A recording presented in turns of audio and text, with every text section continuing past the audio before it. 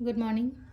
Ngasigi card ki message apete minner se ko ngasi se leba popa numit ki oina number ko number se ahambada number 69 leire aduga kaladana angang bagumba kai gumba dumaina sinabi ba ko hadi leba numit se aduga amana chak thong bodana hadi kenoma red color ge chaba yaba pot khamen sin bani khangde beetroot ni khangde ama heta heta angang ma chugi bod ma khoina cheng subo ko pada adumaina happy be ko aduduna ngasagi leba numit ki tawgada ba ko daba leire ado ahambada card ki message yenga se ko timing of a swap yenga se ko ngasi gi na hadi timing of a kai kai lege ha ba do adu dum swap ta yeng minera se ko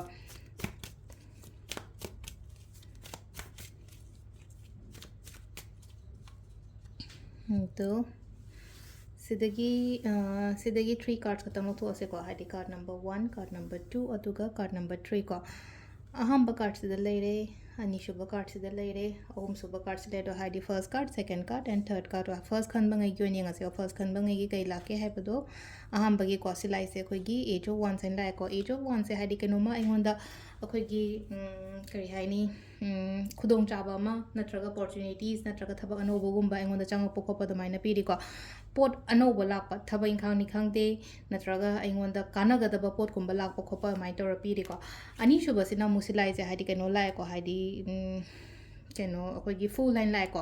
full सिना मु आइना चटके आइना तौगे न खले पोतो चटलो चटप मतमदा हाइना आइना हौगे नत्र इंगसी दे कनो start तौगे काइना खनबा लेगा दे दो चटलो तौ काना गनी हाइ कोस्ता को काना बा हाइबा या थ्रदि हाइदि कीबा खंगदना चंगजलो तौ न हाइबा दे सेंगना हारा कांदा को अदुदुना हाइदि केमता आई केम खंगदे सिगी मरमदा हारा गुसु चसलो बदुम चसलो तौसलो कैसो काइबा केमता लेते को अदुगा अमना को लास्ट की ओइना लाइबा कार्ड से को लास्ट की ओइना लाइबा कार्ड से की मतुंग इन हाइदि टेंशन्स कुंबा कई गुंबा खतंग लेबा कोपा लेजे इसादा को स्ट्रेस कुंबा टेंशन गुंबा खतंग लेबे को हकंग गुंबा सुखरा नुवाइतबे ai ngasi je ko pothabiyo fazana pothabiyo aingonda nuaitaba khotaba mayam do phanabagi damakta haidi matam khatang piba isada ko isada matam piyo routine ama kari ama nayo chaba thakpa fazana chang naina gamba chabi ba haitara chaba thakpa da oiro pothaba da oiro ko amai taroga सिसिना कोई card की message ले रखो timing सिना अयुक की पुंग निपान गा minute मंगा दगिना 12 गा minute 13 फाउंग ले रे तगी 12 गा मिनट 13 फाव को सिसिना कोई कनोगिना अयुक तगिना दिन तालक फाव को अदुगा मु पुंग अनि गा मिनट तरेते ना 3 गा मिनट 13 निपान फाउंग ले रखो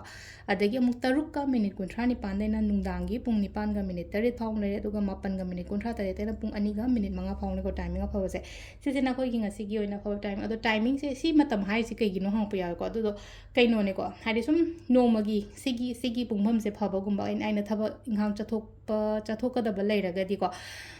इम्पोर्टेंट ओइबा थबक ले खलगदि सिगी पुंग से हाइपेतंग येंगागा माइना गुंबा चटपीबा खोपीबा याय को अखोइना नुंतिगी थब इंगाम चटपा मतमदा हाइदि पुंगभम अफब येंगागा थोकपा युमदगे पुंगभम अफबगुंबदा आइना अफब थबकगुंबा तबीबा अदुमाइन तौरगन अदुगी दमक्तने को सिगी खाइदैसेना अदो सि लेरे अखोइगी ngasi गोना लाप नुमित की कार्ड की मैसेज से मैम थैंक यू